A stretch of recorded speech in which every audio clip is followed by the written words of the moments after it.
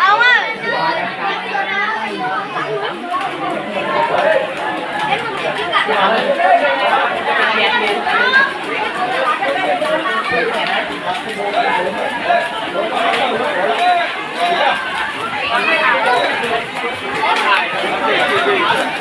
nhanh thôi nhanh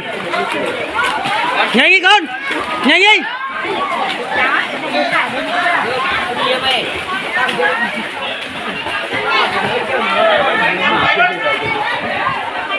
nhanh thôi